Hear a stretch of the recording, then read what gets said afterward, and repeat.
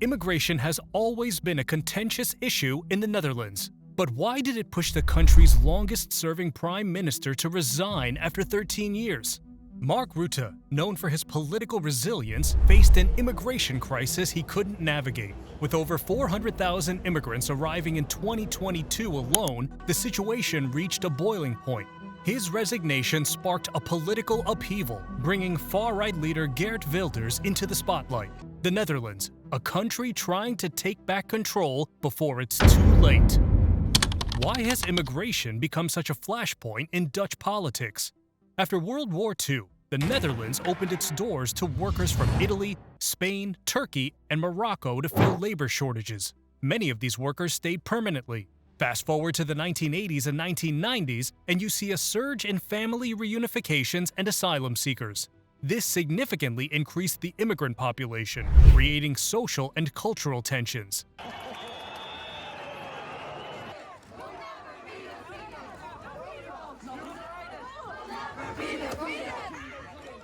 By the 2000s, stricter integration policies came into play, highlighting the deep divides in society.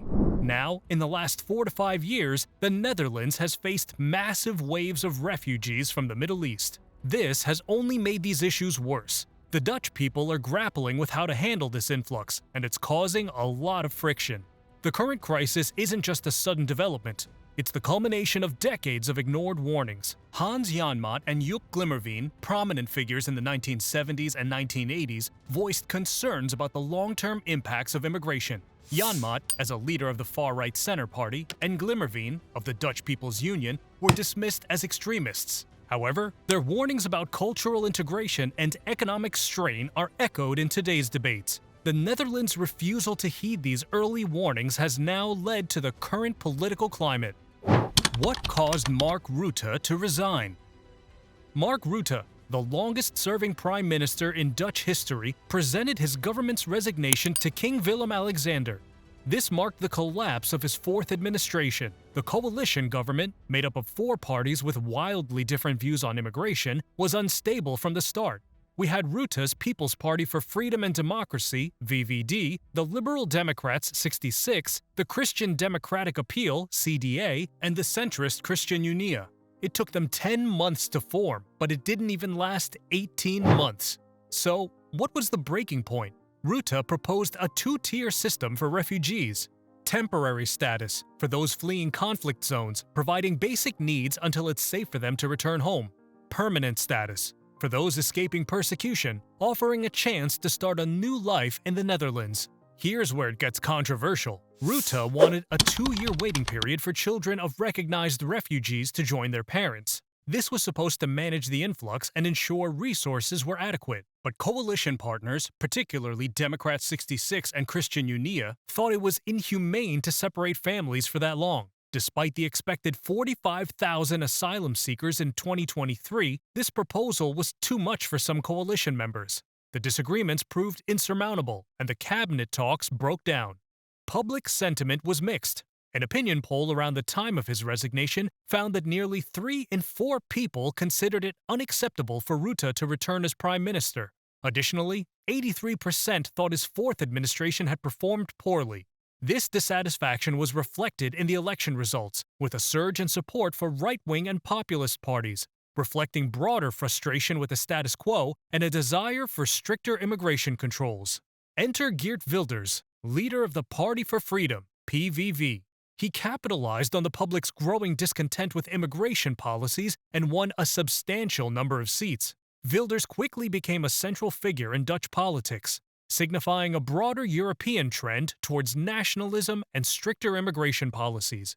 Wilders' influence is steering the Netherlands towards more restrictive immigration measures, aligning with the sentiments that led to Rutte's resignation. Now, the current prime minister is Dick Schoof, leading a right-wing coalition government. How are immigration numbers shaping the political landscape in the Netherlands? In 2024, anywhere between 32,000 and 63,000 new asylum seekers are expected this year. with the total potentially hitting 78,500 when you factor in reapplications and family reunifications. And yes, a big chunk of this is due to the ongoing conflict in Ukraine, with around 28,000 Ukrainians expected to arrive. Estimates put the number of undocumented immigrants in the Netherlands between 23,000 and 58,000. This might sound like a lot, but it's actually lower than in past decades thanks to stricter immigration laws and better border controls. Since 2020, we've seen a rise in immigrants from places like Ukraine, Syria, Afghanistan, Morocco, Tunisia, and Pakistan. This steady stream of new arrivals, coupled with economic pressures and rising crime rates, is fueling public dissatisfaction. Now, factor in the cost of living crisis, which has been exacerbated by Russia's special military operation in Ukraine and the resulting Western sanctions. Prices for basic necessities have skyrocketed, making it tough for residents to get by. It's no wonder more people are turning to right-wing parties that promise stricter immigration controls.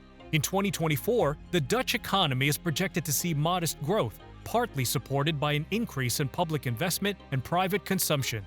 However, the fiscal landscape is strained, with the government deficit expected to rise to 2% of GDP.